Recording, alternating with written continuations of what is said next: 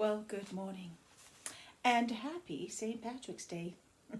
Today is Wednesday, March the 17th, and we will continue with our daily Lenten devotion by carrying on reading our Bright Evening Star by Madeleine.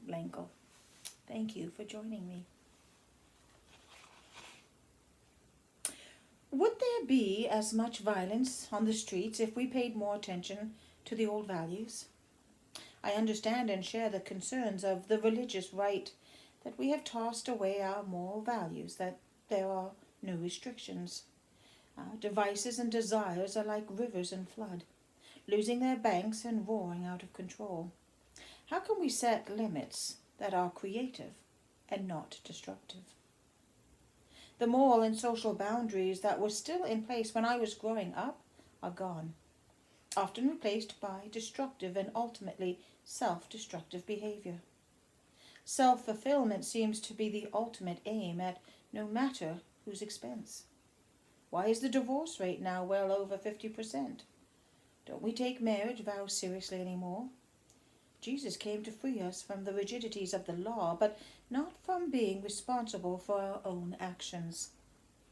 A friend of mine sent me a clipping from the Associated Press saying that Bishop Jane Stanton of Dallas is worried that the church is allowing itself to be reshaped by culture rather than the other way round. He brings up a legitimate question. Do our religious beliefs change culture, or does culture change what we believe? Or is it a combination of the two? Surely what we believe individually and in our institutions is affected by what is going on in the world and by what we learn about the nature of the universe. Our understanding of God should be different now than it was when the church totally and solemnly believed that God had set planet Earth in the sky as the center of all things, with the sun, the moon, and the stars circling docilely around us, and all for our benefit.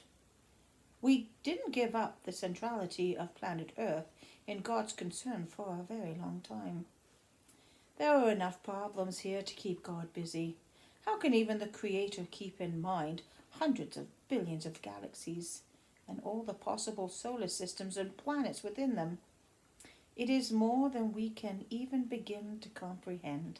So much more that the response of some people has been to drop the idea of God entirely. We are alone in a hostile universe. It is strange that the discovery of the enormity of the universe has produced less consternation among the religious leaders than Darwin and evolution. At least evolution was still centered on this one small planet.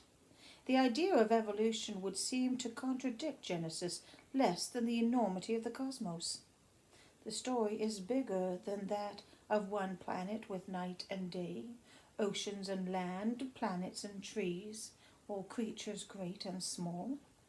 And yet doesn't Genesis imply all of that too? It is not Genesis that boggles our mind, but the idea that our one dearly loved home planet, such a tiny part of the great beginnings, is significant in God's concern.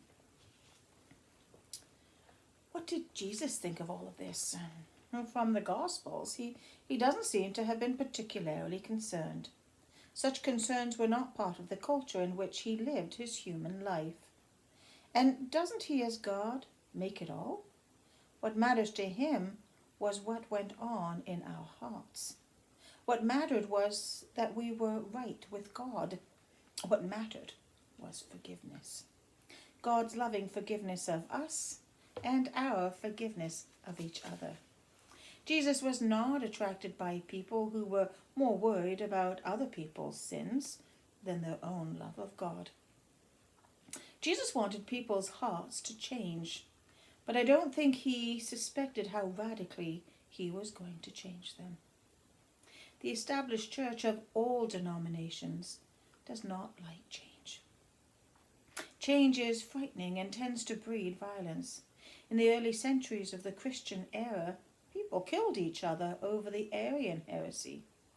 In the Middle Ages, people were burnt at the stake because of the shocking idea that our planet might indeed be a planet circling in a middle-aged sun among many suns in our galaxy. Then we had to gulp and accept that there were many galaxies. To the fundamentalists, this may seem a heresy because it contradicts creationism. Earth made in 6 days, and no older now than the generations listed in Matthew and Luke would indicate. Count them, from Jesus to Abraham to Adam, and you know exactly how old the planet is. But is that the only mathematical equation? Is that all there is? How does God count, and why would it be in human numbers? Not so long ago, the redeemed Hubble telescope detected 50 billion hitherto undiscovered galaxies in a slice of space no bigger than a grain of rice. Amazing. Someone asked me with a certain incredulity, do you mean that these new galaxies actually enlarge your faith? Yes, though I understand the question. It's all too big, and we're too small. How can God possibly keep track of it all? In a universe with both the macrocosms and microcosms, too immense for us to conceive, how can we believe that God cares about each one of us? That the fall of the sparrow is noted, that even the hairs of our heads are counted. Those new galaxies promise me pattern and order and a creator not only great enough to make it all, but to track it all. I need assurance because I am concerned by the valid question the Texan bishop asks. Are we dominated by our secular culture, or does our faith in God help us to see things as they are, and perhaps as they ought to be? And is our secular culture, with its chaos, any worse than the fundamentalist culture tightening the tourniquet around our moral values so that the blood is cut off? The secular culture, with its soft, self-centered permissiveness, makes me shudder.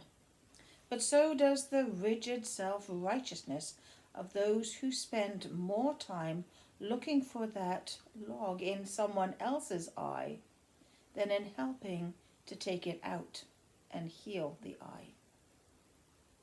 We all have logs, if not planks, in our eyes, and we need help and forgiveness instead of cold condemnation.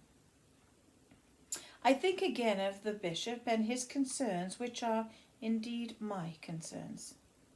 But his solution to it all was to try to start a heresy trial against a retired Episcopal bishop who, a good many years ago, ordained a homosexual to the diaconate. From what I could read and hear, the heresy trial came from self-righteous condemnation rather than love, or a desire to help, or even to understand. Hate, it appears to me, is the heresy. We're still looking for the log in the other person's eye. We're still ready to throw stones with the intent to kill. Do we want this faith in Jesus, or do we want to have the faith of Jesus? And why this obsession, which has been creeping up on us for what goes on below the waist?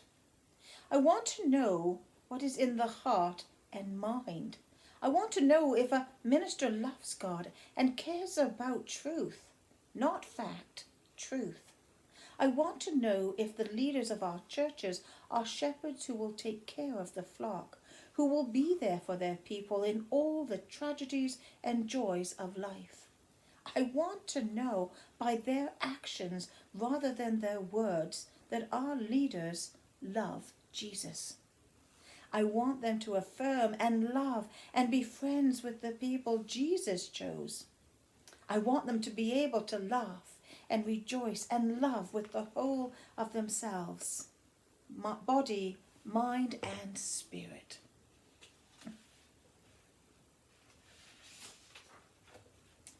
Meanwhile, let us try to pray as lovingly as possible, clumsily but earnestly seeking God's will. Even those who do not believe in God are tentative about prayer.